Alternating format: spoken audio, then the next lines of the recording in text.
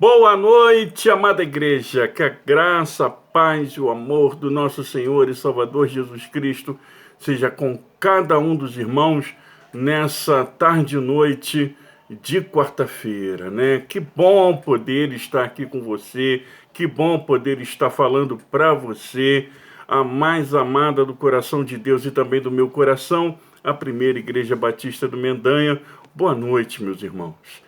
Que o Senhor Jesus os abençoe cada vez mais. A você que não faz parte da primeira Igreja Batista do Mendanha, mas que faz parte do corpo de Cristo e nos acompanha por esse canal, boa noite também. Como é bom poder estar na sua presença. Muito obrigado. Que o Senhor os abençoe grandemente. Porventura você que ainda não tomou uma decisão ao lado do Senhor Jesus, mas que está acompanhando o canal, que está vendo este vídeo, boa noite para você também, seja super bem-vindo. A palavra de Deus é para todos, inclusive para você. Que Deus abençoe você, sua família e tudo de maravilhoso venha acontecer na sua vida, tá bom? Mas que bom, né? Quarta-feira estamos aqui para poder compartilhar mais uma vez da palavra de Deus. E hoje eu queria compartilhar com vocês, fazer uma reflexão naquela passagem muito conhecida para quem tem o costume de ler a Bíblia, do joio e o trigo, que encontra-se lá em Mateus, capítulo 13, tá? Você que está com a sua Bíblia aí, você pega a sua Bíblia, abre no capítulo de Mateus, no capítulo 13, nós vamos ler do 24 ao 30, e depois do 36 ao 40, e vamos refletir nessa parábola do Senhor Jesus, tá bom? Diz assim a palavra de Deus. Propôs-lhe outra parábola, dizendo: o reino dos céus é semelhante ao homem que semeia a boa semente no seu campo.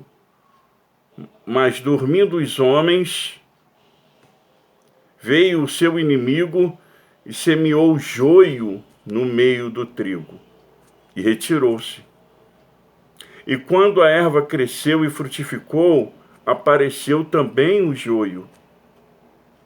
E os servos do pai de família, indo ter com ele, disseram-lhe: Senhor, não semeaste tu no teu campo boa semente? Por que então joio? E ele lhes disse: um inimigo é quem fez isso. E os servos lhe disseram: queres, pois, que vamos arrancá-lo? Ele, porém, lhes disse: não, para que, ao colher o joio, não arranqueis também o trigo com ele. Deixai crescer ambos juntos até a ceifa.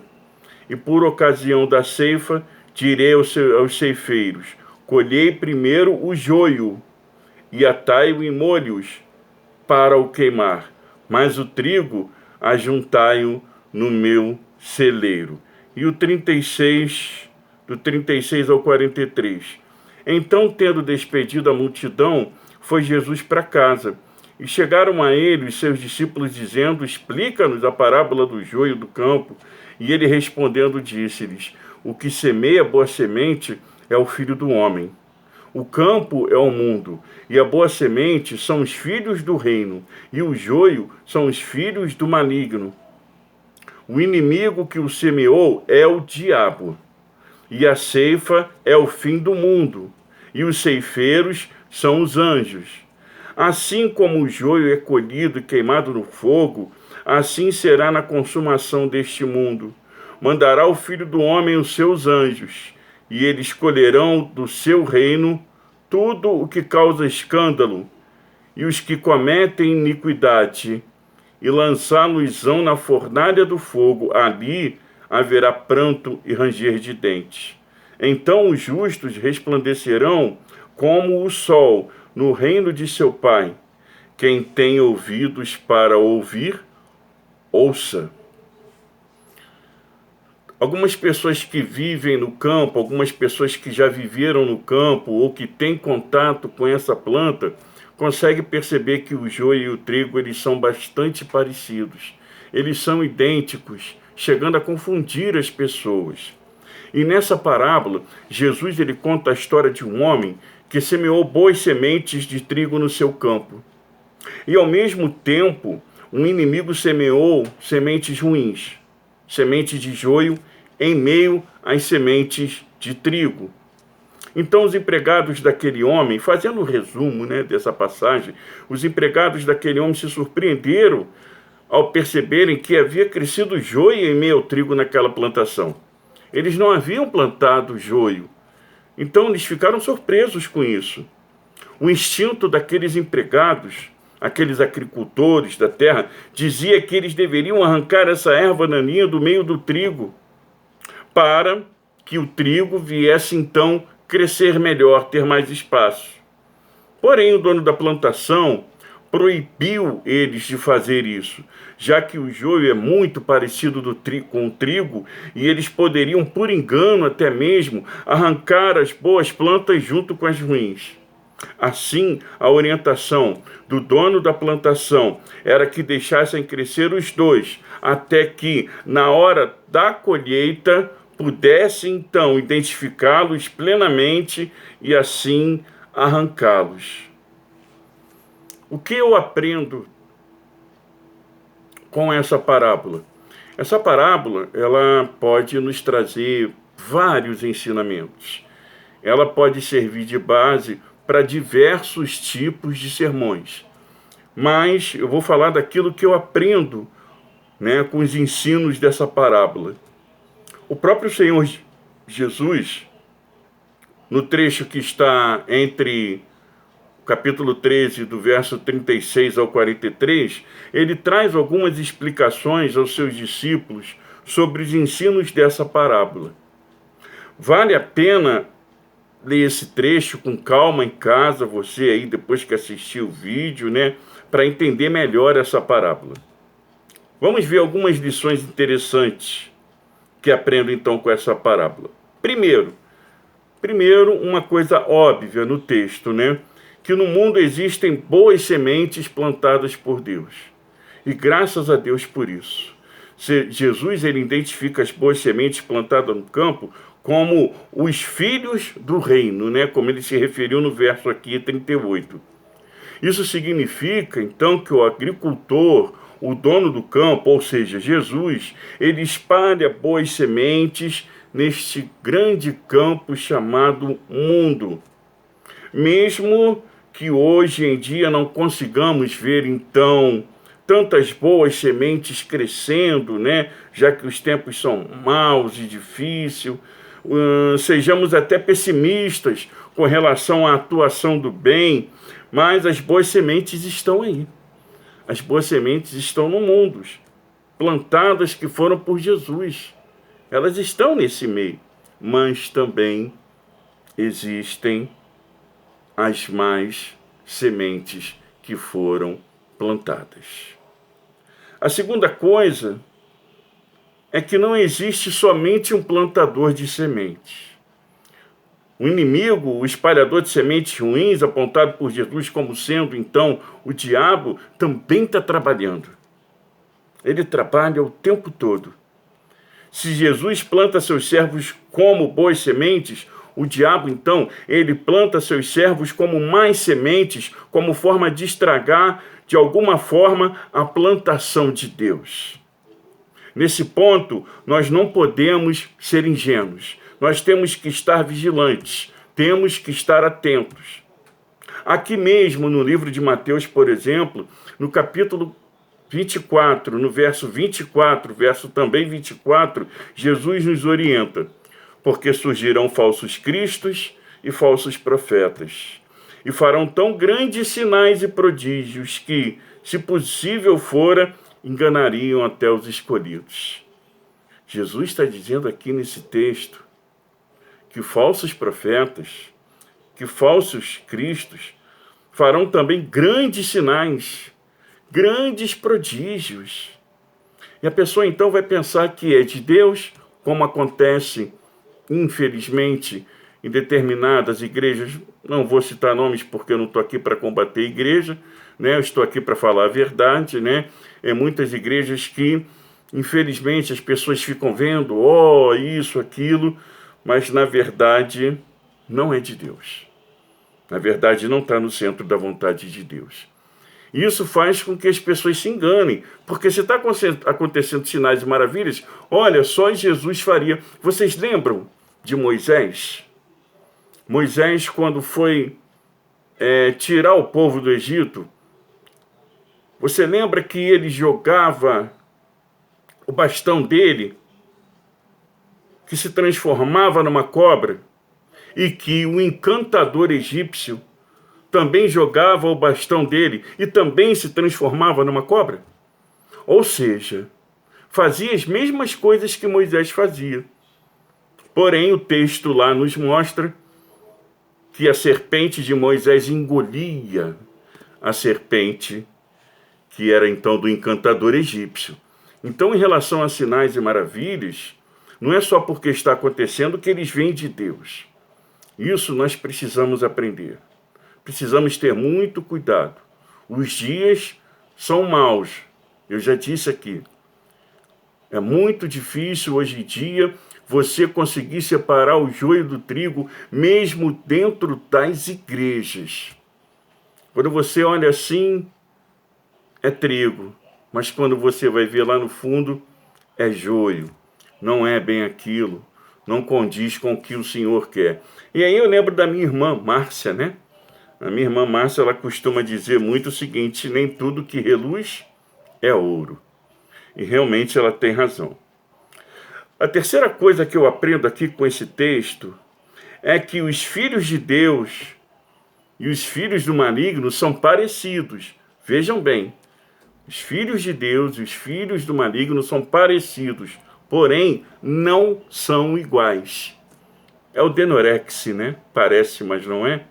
Então, exatamente isso. São parecidos, mas não são iguais. O maligno, ele espalha as suas más sementes pelo campo, evidentemente. Os filhos do maligno, então, eles são parecidos com os filhos de Deus, assim como o joio se parece com o trigo. Mas nós, repito, não podemos ser ingênuos, achando que dentro das nossas igrejas existe apenas trigo. Não. Nós devemos ser prudentes, sabendo que ele, o joio, existe e está também tentando crescer e tomar o seu espaço. Apesar de o joio ser parecido com o trigo, nós devemos, tal qual como os agricultores da parábola, nós sermos atentos para saber que existe certa quantidade de joio crescendo junto ao trigo. Nós vimos aqui no texto que os agricultores, eles perceberam que era o joio no meio do trigo. E assim nós temos que ficar vigilantes também. Mas aí eu aprendo uma outra coisa. Uma outra coisa muito importante. E que tem muito servo, muita serva de Deus tropeçando nisso, eu estou cansado de presenciar. É que nós não devemos julgar ninguém.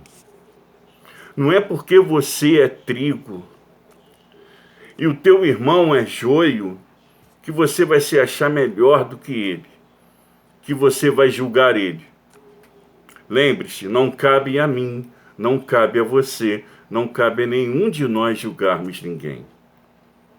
Lembra da mulher adúltera?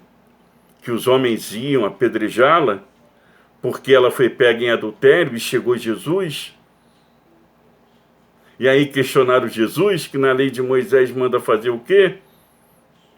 Apedrejá-la até a morte, e Jesus começa a escrever na areia, e aí de repente ele disse: aquele que não tem pecado, que atire a primeira pedra. E ninguém te atirou pedra nenhuma, e todos foram-se embora. E ele disse para a mulher: mulher, cadê aqueles que te julgam? Ela disse: Senhor, foram todos embora. E ele disse: nem eu, Jesus, nem eu te julgo, vá e não peques mais. Então nós não temos o poder de julgarmos ninguém.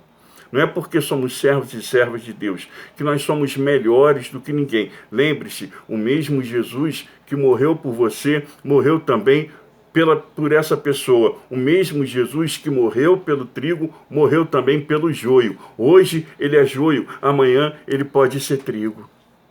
E também na palavra de Deus nos ensina, né? Que nós não devemos julgar ninguém porque a mesma medida que nós julgarmos, nós seremos julgados. E ninguém gosta de ser julgado. Então também não julguemos ninguém. Sabe, infelizmente eu tenho presenciado algumas pessoas, graças a Deus, não na primeira igreja batista do Mendanha, porque lá eles são ensinados, doutrinados dentro da palavra de Deus, da doutrina bíblica. Mas eu tenho reparado pelos lugares onde vou, pessoas, ia lá, ó, aquilo ali é o demônio. Ia lá, aquilo ali vai para o inferno. Não faz isso não. Hoje ela está naquela condição. Amanhã ela pode estar numa condição melhor do que você, espiritualmente falando. E lembre-se, todos nós somos pecadores. Mais uma coisa que eu aprendo então com essa parábola é que o crescimento do joio, ele não está fora do controle do dono da plantação. O dono da plantação sabe. O dono da plantação é Jesus. Deus sabe que existe o joio no meio do trigo e que o joio está crescendo, mas isso não significa que está fora do controle de Deus. Não está.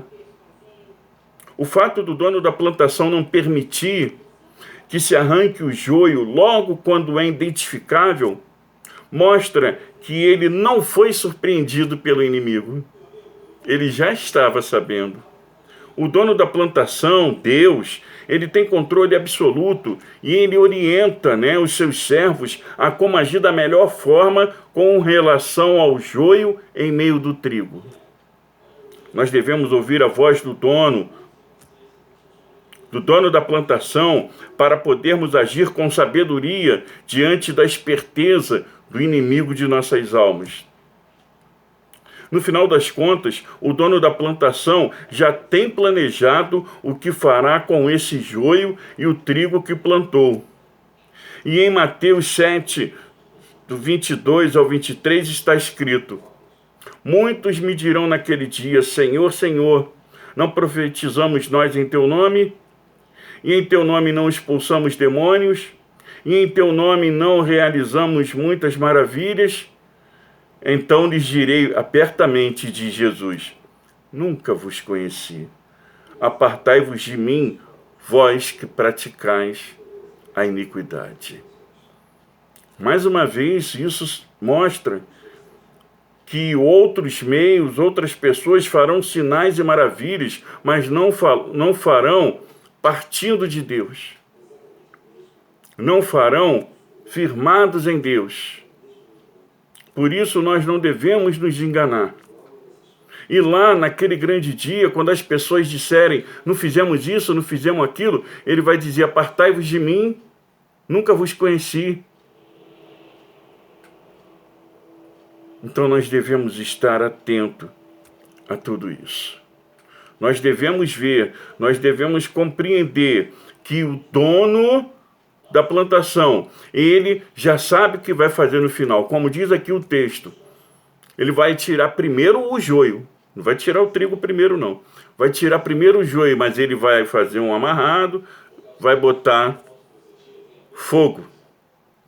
Com o trigo, não. O trigo, ele vai juntar o trigo e ele vai levar para dentro do seu celeiro. Mais uma outra coisa que eu aprendo aqui. O joio e o trigo não ficarão para sempre juntos.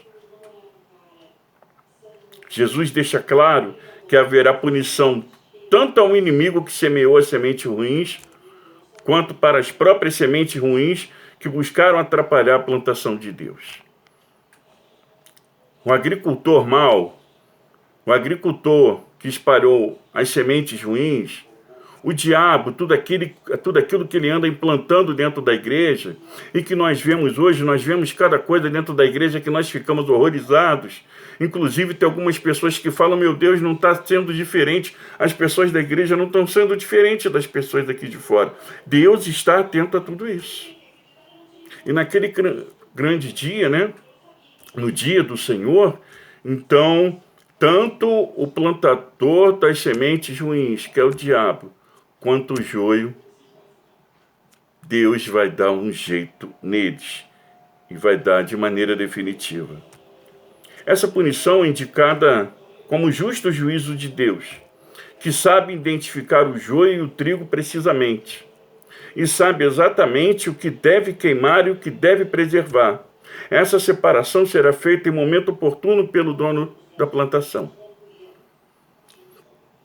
Por que eu estou falando isso para vocês? Porque nós incorremos num erro muito grande. 2 erros muito grandes. Primeiro, a falta de amor. Se você se acha numa condição mais forte, se você se acha num nível mais desenvolvido espiritualmente do que alguém que está dentro da igreja e não está conseguindo se firmar, você tem que amar essa pessoa. Pense, o que Jesus faria no seu lugar? Ele desprezaria? Ele humilharia? Ele julgaria? Ora, ele poderia ter julgado a mulher ali, que foi pega em adultério. Mas ele não fez assim. Ele antes amou aquela pessoa, perdoou os pecados dela. E assim temos que ser nós. Nós não somos ninguém para perdoar pecados, mas devemos amar as pessoas. E não criticá-las, e não julgá-las.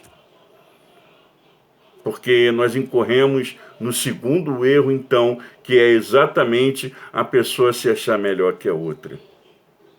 Em que você é melhor que o teu semelhante? Só porque você é servo de Deus? Lamento te falar, mas falo isso para o teu bem. Se você pensa assim, você não é convertido. Porque o convertido, ele ama. O convertido, ele ajuda, ele auxilia, ele compreende. Lembra do amor? O amor, ele não sente ciúme, o amor, ele não é sofredor, o amor, etc, etc, etc, é o amor. E o mundo está carente de amor. O mundo está carente não de pessoas que falam, você está errado, isso está errado. Não, o mundo não está carente disso. O mundo não está carente de justiça. Está sim, da justiça do homem. Mas da justiça de Deus, cuida Deus e não você. Não eu. Então nós não temos outra opção, se não amarmos essa pessoa. Se ela continuar enveredando pelo caminho que ela quer, aí não podemos fazer nada. Mas pelo menos amar e respeitar. Isso nós devemos fazer. Porque isso vai impactar a vida das pessoas. Puxa, fulano é um homem de Deus. Puxa, fulana é uma mulher de Deus. Porque mesmo sabendo dos meus problemas, mesmo sabendo dos meus tropeços, está me amando, está me orientando, não está difamando o meu nome, não está fazendo fofoca, não está me julgando, não se acha melhor do que eu. Lembre-se que a maior pregação para o alcance de uma vida não é no púlpito, é no dia a dia, é a pessoa olhando para você, a pessoa lê a Bíblia em você. Ela não lê os livros, Mateus, Marcos e João, mas ela lê em você os ensinamentos de Jesus e ela vê em você uma pessoa de Deus e ela te respeita e ela até mesmo passa a desejar ter esse Deus que você tem. A parábola do joio e do trigo, ela vem nos mostrar que o joio está aí mesmo, inclusive dentro das igrejas. Mas o dono da plantação está esperto. O dono da plantação sabe de tudo, mas também vem nos ensinar que a diferença entre as pessoas não as tornam melhores que ninguém. Muito pelo contrário, como servos de Deus, nós temos obrigação de amá-las. Quem não precisa de amor hoje em dia? Quem não quer ser amado? Você quer ser amado? Então dê amor aos outros. Porque é dando que se recebe. Que Deus abençoe a sua palavra. Que Deus abençoe a sua vida. Eu quero convidar você a compartilhar essa mensagem com outras pessoas. Você pode ser um canal de bênção, você pode abençoar outras vidas, alcançar outras vidas, simplesmente compartilhando a palavra de Deus, compartilhando esse vídeo. Porque Deus, ele sabe o que faz com a palavra dele. Ele diz que a palavra dele nunca volta vazia, antes cumpre o propósito para o qual ele a enviou. E você que está assistindo e ainda não é inscrito, inscreva-se no nosso canal. Inscreva-se no nosso canal, ativa o sininho e você vai receber as notificações toda semana, porque devido nós termos voltado aos nossos trabalhos presenciais na igreja aos domingos, então agora, por enquanto, está sendo gravada essa mensagem, esse vídeo só às quartas-feiras. Tá bom? Que Deus os abençoe. Vamos orar? Pai querido, Deus soberano. Senhor, nós te louvamos e te agradecemos, ó Deus, pelos ensinamentos que o Senhor nos dá através da tua palavra. Grandes coisas o Senhor tem a nos ensinar através da tua palavra, de maneira que sejamos melhores, não um do que os outros, mas melhores do que nós mesmos, melhores seres humanos, melhores servos de Deus, para poder abençoar a vida de quem está ao nosso lado, não para sermos reconhecidos pelo homem, mas para te agradar. Por isso, meu Deus, em nome do Senhor Jesus, nos ensina, nos instrui, nos educa, Senhor, nos exorta dentro da tua palavra, a fim de que venhamos aprender a viver dignamente como teus servos, Pai.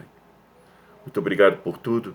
Abençoa esta palavra, que ela encontre pousada em cada coração que a ouvir, e que o Senhor venha fazer a tua obra através do Espírito Santo na vida de cada pessoa que assisti-lo. Pai, neste momento eu oro também pelas pessoas que estão em dificuldade, as pessoas que estão enfermas. Nesse momento eu te peço que o Senhor entre com a sua providência, que a tua mão provedora, Senhor, venha sustentar, que a tua mão provedora, Senhor, venha fortalecer, venha capacitar todas as pessoas que estão passando por dificuldades, por enfermidades, que o Senhor a sustente e que o Senhor entre com a cura, com a providência, entre com o milagre que essa pessoa precisa e, em nome do Senhor Jesus, dê testemunho dessa grande vitória que o Senhor tem preparado na vida dela. Obrigado por tudo, Senhor. Fica conosco, dê-nos uma noite de paz, um restante de noite na tua presença, na presença de nossos familiares, te adorando e procurando cada vez mais nos chegarmos a ti, através da nossa oração, da leitura da palavra, enfim, através da edificação espiritual de nossas vidas. Muito obrigado por tudo. Fica conosco. E assim nós oramos, agradecidos que somos, no nome santo do nosso Senhor e Salvador Jesus Cristo, que vive e que reina para todo sempre. Amém. Que a graça e a paz do nosso Senhor e Salvador Jesus Cristo, o amor de Deus nosso Pai, e as doces consolações do Espírito Santo, seja com todo o povo de Deus, espalhado em toda a face da terra, e a paz de Deus que excede a todo entendimento, guardará vossos corações e vossos pensamentos em Cristo Jesus, hoje e para todo sempre. Amém. Amém. E nunca se esqueça, existirão bons dias, existirão também maus dias, faz parte da vida. Mas em todos esses dias, se você quiser, se você permitir, haverá Deus na sua vida. Uma boa noite, que Deus os abençoe, em nome de Jesus, e até a próxima.